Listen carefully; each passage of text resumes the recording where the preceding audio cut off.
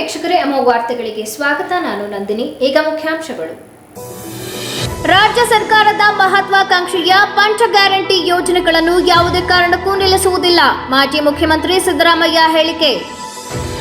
ಮಣಿಕಂಠನ ದರ್ಶನಕ್ಕಾಗಿ ಇರುಮುಡಿ ಹೊತ್ತು ಶಬರಿಮಲೆಗೆ ಹೊರಟ ಕೇಂದ್ರ ಸಚಿವ ಎಚ್.ಡಿ. ಕುಮಾರಸ್ವಾಮಿ.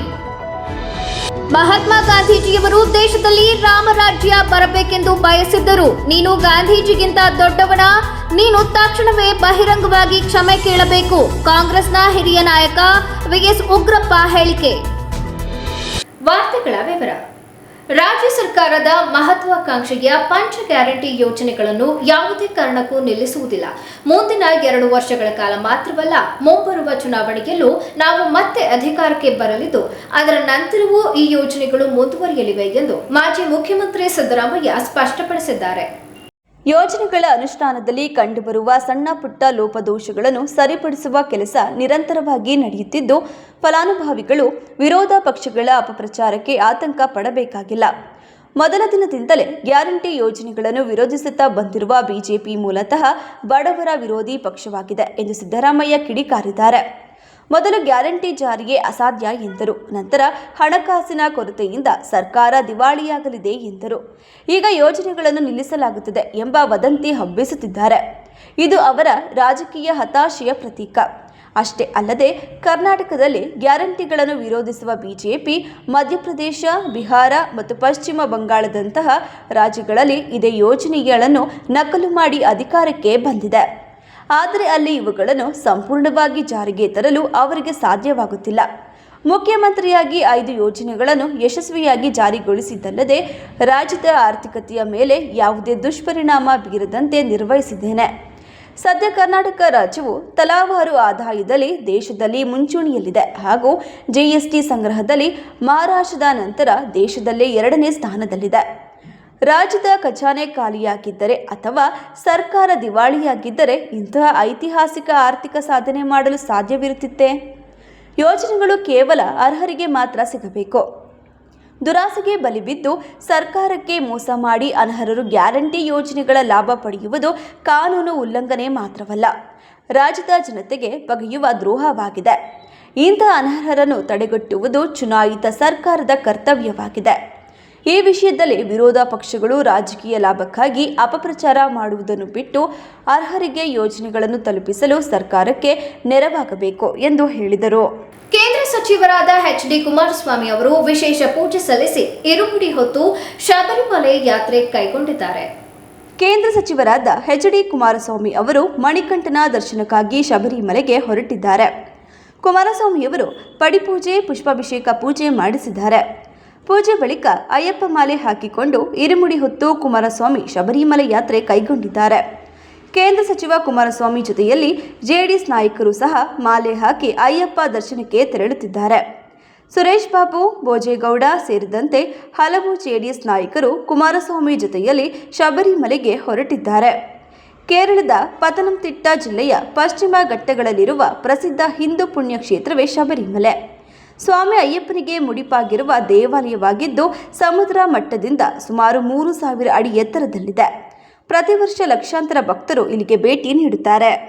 ರಾಷ್ಟ್ರಪಿತ ಮಹಾತ್ಮ ಗಾಂಧೀಜಿಯವರು ಕೂಡ ಈ ದೇಶದಲ್ಲಿ ರಾಮರಾಜ್ಯ ಬರಬೇಕು ಎಂದು ಬಯಸಿದ್ದರು. ನೀನು ಗಾಂಧೀಜಿಗಿಂತ ದೊಡ್ಡವನ, ಇಂತಹ ಬೇಜವಾಬ್ದಾರಿ ಹೇಳಿಕೆಗಳ ಮೂಲಕ ದೇಶದ ಕೋಟ್ಯಾಂತರ ಜನರ ನಂಬಿಕೆಗೆ ದ್ರೋಹ ಮಾಡಿರುವ ನೀನು ತಕ್ಷಣವೇ ಬಹಿರಂಗವಾಗಿ ಕ್ಷಮೆ ಕೇಳಬೇಕು ಎಂದು ಕಾಂಗ್ರೆಸ್ನ ಹಿರಿಯ ನಾಯಕ ವಿ.ಎಸ್. ಉಗ್ರಪ್ಪ ಹೇಳಿದರು. ಪ್ರೊಫೆಸರ್ ಭಗವಾನ್ ಅಂತ ಒಬ್ಬ ಗ್ರೇಟ್ ಇಂಟೆಲೆಕ್ಚುಯಲ್ ಅಂತ ಕ್ಲೈಮ್ ಮಾಡೋರು ಒಬ್ಬರಿದ್ದಾರೆ, ಮೈಸೂರಿನ. ಬಹುಶಃ ಅವರಿಗೆ ವಯಸ್ಸಿನ ಕಾರಣವೋ ಅಥವಾ ಅವರಲ್ಲಿರುವಂಥ ಒಂದು ರೀತಿಯ ತಿಕ್ಕಲತನ ಕಾರಣವೋ ನನಗೆ ಗೊತ್ತಿಲ್ಲ.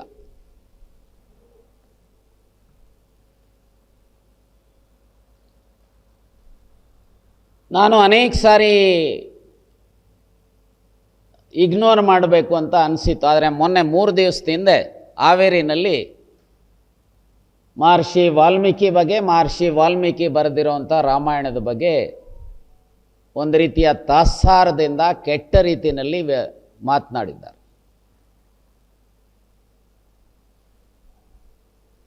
ಅವರಿಗೆ ಏನಾದರೂ ರಾಮಾಯಣದ ಅರಿವಿದ್ದಿದ್ರೆ, ಓದಿದ್ರೆ, ಸುಮಾರು 7,000 ವರ್ಷಗಳಿಂದ ರಾಮಾಯಣ ಬರೆದಿರುವಂಥದ್ದು. ಸತ್ಯಯುಗ 4,800 ವರ್ಷ, ತ್ರೇತಾಯುಗ 3,600 ವರ್ಷ, ದ್ವಾಪರ 2,400 ವರ್ಷ, ಕಲಿಯುಗ 1,200 ವರ್ಷ ಅಂತೇಳಿ ಮಹಾಭಾರತದಲ್ಲಿ ಪ್ರಸ್ತಾಪ ಮಾಡ್ತಾರೆ. ನಾನು I am a regular reader of Ramayana and Mahabharata. Maharshi Valmiki ಬರೆದಿರುವಂಥ ರಾಮಾಯಣದಲ್ಲಿ 24,000 ಶ್ಲೋಕಗಳಿದ್ದಾವೆ, 500 ಸರ್ಗಗಳಿದ್ದಾವೆ, 7 ಕಾಂಡಗಳಿದ್ದಾವೆ. ಆದರೆ ಎಲ್ಲೋ ಆ ಶಾಂಬೂಕನ ಪ್ರಕರಣವನ್ನು ಇಟ್ಕೊಂಡು ಮನಸ ಇಚ್ಛೆ ಮಾತಾಡ್ತೀಯಲ್ಲಪ್ಪ ಭಗವಾನ್, ಹೆಸರು ಬೇರೆ ಭಗವಾನ್ ಅಂತ ಇಟ್ಕೊಂಡಿದ್ದೀಯ. ಗಾಂಧೀಜಿ ಬಯಸಿದ್ದು ಗಾಂಧಿ ರಾಜ್ಯ ಅಲ್ಲ, ಗಾಂಧೀಜಿ ಬಯಸಿದ್ದು ರಾಮರಾಜ್ಯ. ಹಾಗಾದರೆ ರಾಮರಾಜ್ಯದ ಪರಿಕಲ್ಪನೆ ಗಾಂಧೀಜಿಗೆ ಸಿಕ್ಕಿದ್ದು ಮಹರ್ಷಿ ವಾಲ್ಮೀಕಿ ಬರೆದಂಥ ರಾಮಾಯಣದಿಂದ. ಜಾತಿ ರಹಿತ, ವರ್ಗ ರಹಿತ, ಶೋಷಣೆ ರಹಿತ, ಸಮಪಾಲು ಸಮಬಾಳು, ಸಮಾನ ಅವಕಾಶದ ಸಮಾಜವನ್ನು ಕಟ್ಟುವಂಥದ್ದು. ನೀನು ಗಾಂಧೀಜಿಗಿಂತ ದೊಡ್ಡ ಮನುಷ್ಯನ? ಅರೆ, ಓದ್ದೇನೆ ಮನಸ ಇಚ್ಛೆ ಮಾತನಾಡುವಂಥ ಪ್ರವೃತ್ತಿ ಇದೆಯಲ್ಲ ಈ ಸೋಕಾಲ್ಡ್ ಇಂಟೆಲೆಕ್ಚುಯಲ್ಸ್ ಅನ್ನುವಂಥವ್ರು. ಅಯೋಧ್ಯಾಕಾಂಡ ಸರ್ಗ 100 87 ಶ್ಲೋಕಗಳಿದ್ದಾವೆ. ರಾಮ ಮತ್ತು ಭರತನ ಮಧ್ಯೆ ನಡೆಯುವಂಥ ಸಂವಾದ. ಅದು ಒಂದು ರೀತಿಯಲ್ಲಿ ನಿತ್ಯ ನೂತನವಾಗಿರುವಂಥದ್ದು ರಾಮಾಯಣ. ನೀವು ಇಷ್ಟಾಭಾರ್ಯ ಸುಮಿತ್ರಂಚ ತಾಂಬೂಲಂ ಭಾರತೀ ಕಥಾ ಅಂತೇಳಿ ಒಂದು ಕಡೆ ಶ್ಲೋಕ ಇದೆ. ಇಷ್ಟವಾದಂಥ ಹೆಂಡತಿ, ತಾಂಬೂಲ ಮತ್ತು ಸ್ನೇಹಿತ. ಹಾಗೆ ರಾಮಾಯಣ ಮಹಾಭಾರತ ಹೊಸದಾಗಿ ದಿನ ನೋಡಿದ್ರು, ದಿನ ಅನುಭವಿಸಿದ್ರು, ದಿನ ಓದಿದ್ರು ಸಹ ಹೊಸದಾಗಿ ಕಾಣುತ್ತೆ ಅಂತೇಳಿ. ಆ ಅಯೋಧ್ಯಾಕಾಂಡ ಸರ್ಗ 100 ರಾಮ ಮತ್ತು ಭರತನ ಸಂವಾದದಲ್ಲಿ ಹೇಳ್ತಾರೆ, ರಾಜ ಅಂದರೆ ಏನು, ರಾಜನ ಕರ್ತವ್ಯಗಳೆಂದರೆ ಏನು, ಮಂತ್ರಿಮಂಡಲ ಹೇಗಿರಬೇಕು, 106 ಜನ ಅಪ್ರಾಮಾಣಿಕರು, ಅಯೋಗ್ಯರು, ಭ್ರಷ್ಟರು ಇರೋದಕ್ಕೆ ಬದಲು 4 ಜನ ಪ್ರಾಮಾಣಿಕರು, ವಿಚಾರವಂತರು, ವಿಚಕ್ಷಣಾ ಪ್ರವೃತ್ತಿಯನ್ನು ಇರುವಂಥವರು ಮಂತ್ರಿಮಂಡಲದಲ್ಲಿದ್ದರೆ ಆ ರಾಜ್ಯ, ಆ ರಾಷ್ಟ್ರ ಉದ್ಧಾರ ಆಗುತ್ತೆ. ದಿನಗೂಲಿ ಅಂದ್ರೇನು, ವಾರದ ಕೂಲಿ ಅಂದ್ರೇನು, ತಿಂಗಳ ಸಂಬಳ ಅಂದ್ರೇನು, ವರ್ಷದ ಸಂಬಳ ಅಂದರೆ ಅಲ್ಲೇ ಹೇಳ್ತಾರೆ. ಸಂಬಳ ಯಾವಾಗ ಪೇಮೆಂಟ್ ಆಗಬೇಕು, ಟ್ಯಾಕ್ಸ್ ಯಾರಿಗೆ ಆಗಬೇಕು, ಬಡ್ಜೆಟ್ ಹೇಗೆ ಮಾಡಬೇಕು. ರಾಮನ ಜಪ ಮಾಡ್ತಾರೆ ಮೋದಿ, ಅಲ್ಲಿ ಹೇಳ್ತಾರೆ ಮಹರ್ಷಿ ವಾಲ್ಮೀಕಿ ಮತ್ತು ರಾಮ, ಸರ್ಪ್ಲೆಸ್ ಬಡ್ಜೆಟ್ ಇರಬೇಕು ಯಾವುದೇ ದೇಶ ಉದ್ಧಾರ ಆಗಬೇಕು ಅಂಥೇಳಿ. ನಾನು ಹೇಳೋದಲ್ಲ, ರಾಮಾಯಣದಲ್ಲಿ ಹೇಳಿರುವಂಥದ್ದು ರಾಮ. ಆದರೆ ಇವತ್ತು ಮೋದಿ ಕಳೆದ 10 ವರ್ಷದಲ್ಲಿ 160 ಲಕ್ಷ ಕೋಟಿ 160 ಲಕ್ಷ ಕೋಟಿಗೂ ಹೆಚ್ಚು ಸಾಲ ಮಾಡಿದ್ದಾರೆ. 47ರಿಂದ 2014ರವರು ಈ ದೇಶದ ಸಾಲ ಇದ್ದಿದ್ದೆಷ್ಟು? 52 ಲಕ್ಷ ಕೋಟಿ.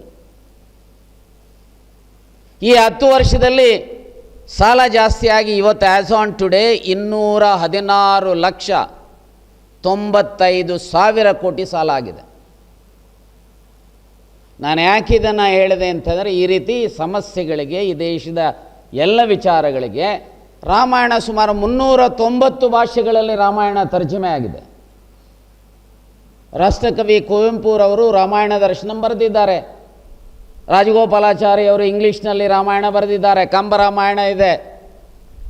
ಇದನ್ನು ಅರ್ಥ ಮಾಡಿಕೊಳ್ಳದೆ ನಿನಗೆ ಎಲ್ಲೋ ಒಂದು ರೀತಿ ವಾಲ್ಮೀಕಿ ಸಮಾಜದ ಮೇಲೆ ಸಿಟ್ಟಿದ್ದರೆ, ಅಥವಾ ವಾಲ್ಮೀಕಿ ವಿಚಾರಧಾರೆಯಲ್ಲಿ ನಂಬಿಕೆ ಇರುವಂಥವ್ರ ಮೇಲೆ ಸಿಟ್ಟಿದ್ದರೆ ಈ ರೀತಿ ಮಾತನಾಡೋದು ಶೋಭೆ ತರೋದಿಲ್ಲ. ಇದು ಅಪಮಾನ ಮಾಡ್ತಾ ಇದ್ದೀರಿ. ಈ ರೀತಿಯ ಪ್ರವೃತ್ತಿಯನ್ನು ನಿಲ್ಲಿಸಬೇಕು. ಸರ್ಕಾರವು ಸಹ ಈ ರೀತಿಯ ವಿಕೃತ ಭಾವನೆಗಳನ್ನು ಹೊಂದಿರುವಂಥ ಹೇಳಿಕೆಗಳನ್ನು ಗಮನದಲ್ಲಿಟ್ಟುಕೊಂಡು ಅವ್ರ ಮೇಲೆ ಕ್ರಮ ಜರುಗಿಸಬೇಕು ಅಂತೇಳಿ ಒತ್ತಾಯ ಮಾಡ್ತಾನೆ. ನಮ್ಮ ಭಾವನೆಗಳಿಗೆ ನೀವೇನು ಅರಟು ಮಾಡಿದ್ದೀರಿ ಮಿಸ್ಟರ್ ಭಗವಾನ್, ನೀವು ಕ್ಷಮೆಯನ್ನು, ಈ ದೇಶದ ಜನರ ಕ್ಷಮೆಯನ್ನು ಕೇಳಬೇಕು ಅಂತೇಳಿ ಆಗ್ರಹಿಸ್ತಾರೆ.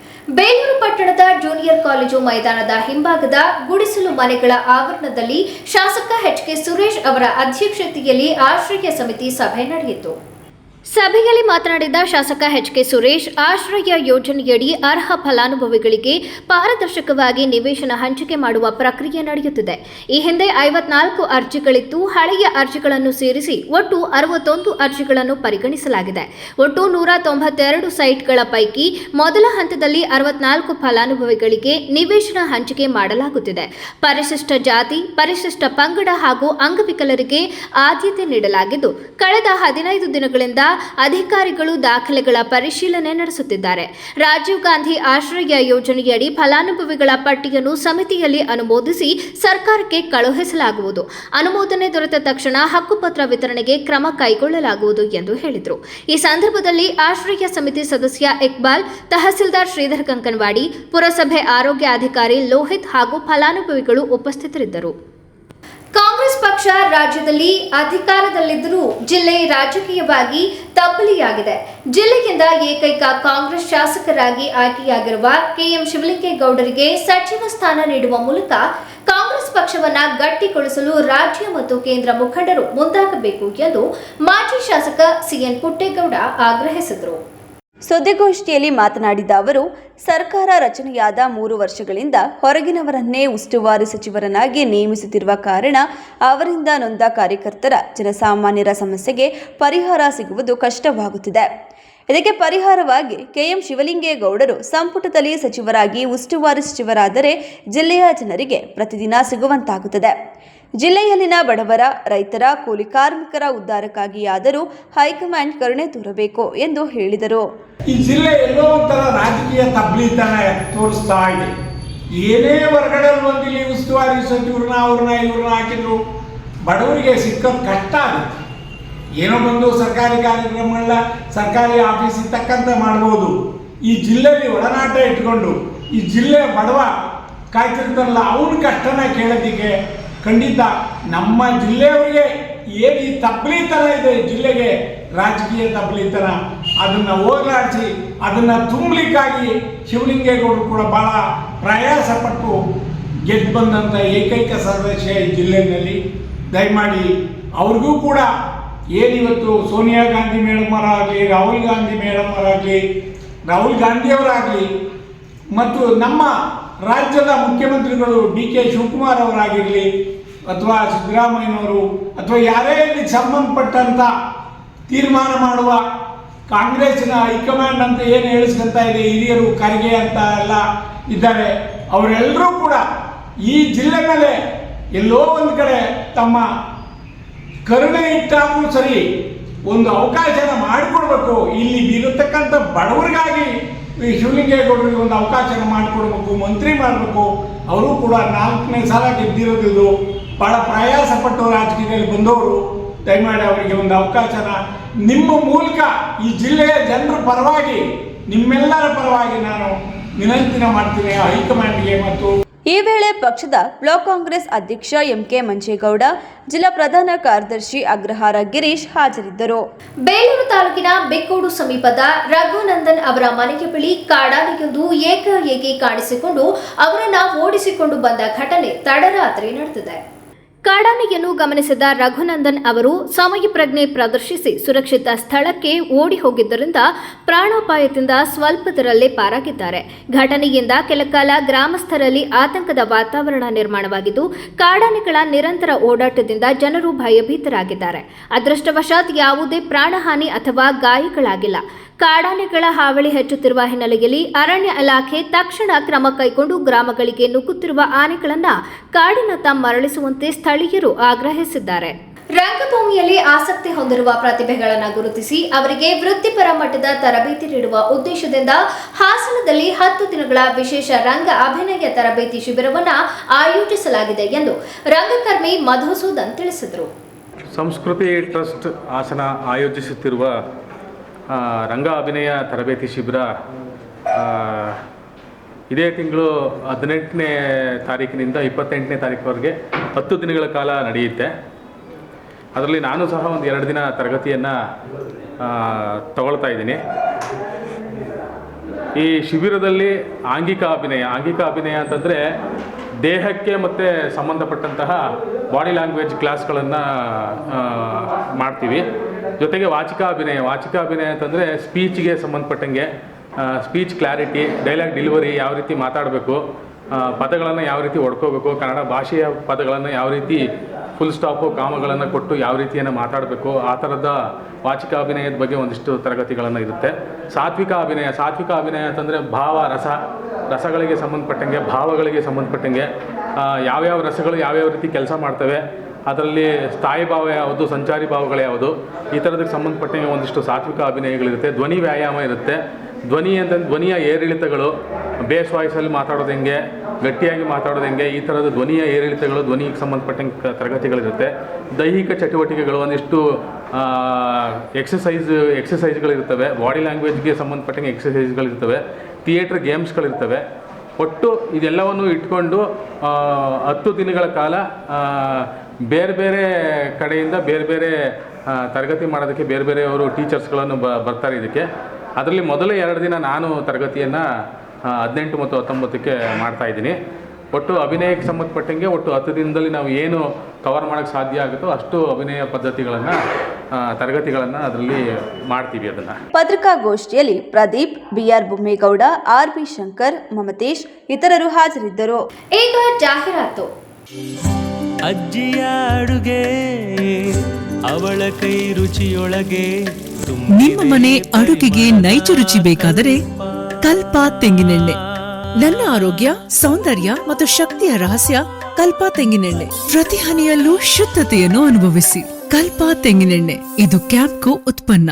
ವರ್ಷಗಳು 100 ದಿನಗಳು. ಮೇಕಿಂಗ್ ಶುಲ್ಕದಲ್ಲಿ 100% ರಿಯಾಯಿತಿ. Bhima legacy fest 100 days offer. ಚಿನ್ನ, ಬೆಳ್ಳಿ ಮತ್ತು ವಜ್ರದ ಮೇಲಿನ ಮೇಕಿಂಗ್ ಶುಲ್ಕದಲ್ಲಿ 100% ವರೆಗೆ ರಿಯಾಯಿತಿ ಪಡೆಯಿರಿ. ಮತ್ತು ಪ್ರತಿ 1 ಲಕ್ಷ ರೂಪಾಯಿ ಮೌಲ್ಯದ ವಜ್ರದ ಮೇಲೆ 24 ಕ್ಯಾರೆಟ್ ಚಿನ್ನದ ಬಾರ್ ಉಚಿತವಾಗಿ ಪಡೆಯಿರಿ. ಎಲ್ಲಾ ಭೀಮಾ ಮಳಿಗೆಗಳಲ್ಲಿ ಲಭ್ಯ. ಷರತ್ತುಗಳು ಅನ್ವಯ. ವಿಜಯ್ ಸಿಲ್ವರ್ ಪ್ಯಾಲೇಸ್ ಬೆಳ್ಳಿಯ ಆಭರಣಗಳ ಮತ್ತು ಬೆಳ್ಳಿ ವಸ್ತುಗಳ ಎಕ್ಸ್ಕ್ಲೂಸಿವ್ ಶೋರೂಮ್. ಮೊಟ್ಟ ಮೊದಲ ಪ್ರತ್ಯೇಕ ಬೆಳ್ಳಿ ಆಭರಣಗಳ ಭಂಡಾರ Vijay silver palace.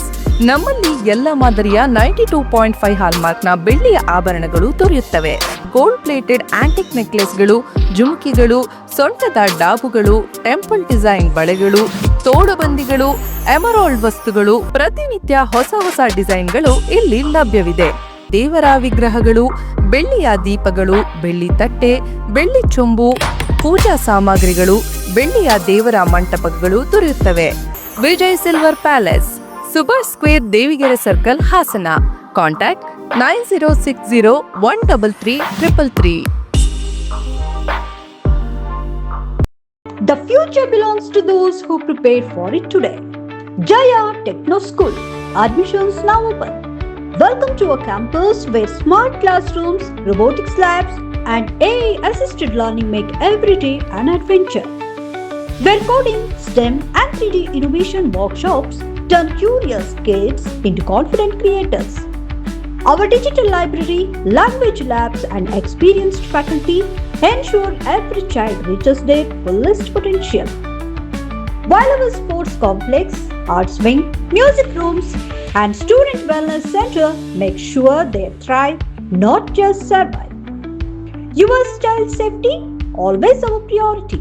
With 24/7 CCTV, GPS tracked transport, and a fully secured campus.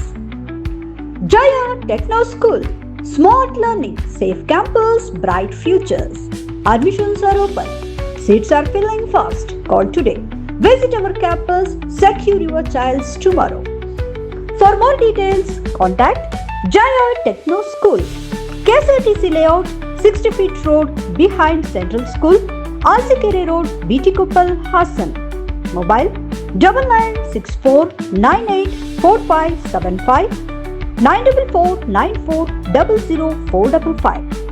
Website www.jayatechnoschool.in. Shri Mahalakshmi sweets Chikkamagaluru ಶಾಖೆಗೆ 7ನೇ ವರ್ಷದ ಸಂಭ್ರಮಾಚರಣೆ. ಚಿಕ್ಕಮಗಳೂರಿನಲ್ಲಿ ಮೊದಲ ಬಾರಿಗೆ live kitchen, live sweets making, live experience ಹೊಂದಿರುವ ಸಿಹಿಯ ವಿಳಾಸ. ಈ ವಿಶೇಷ ದಿನಕ್ಕೆ ಒಂದು ಸಿಹಿಯಾದ ಕೊಡುಗೆ. 1,000 ರೂಪಾಯಿ ಮೇಲ್ಪಟ್ಟ ಖರೀದಿಗೆ 250 ಗ್ರಾಂ ಮೈಸೂರು ಪಾಕ್ ಉಚಿತ. ಈ ಆಫರ್ ಕೇವಲ ಜೂನ್ 5ರಂದು ಮಾತ್ರ. ಷರತ್ತುಗಳು ಅನ್ವಯ. ಜೂನ್ 7ರಂದು ಮಾವಿನ ಮೇಳ.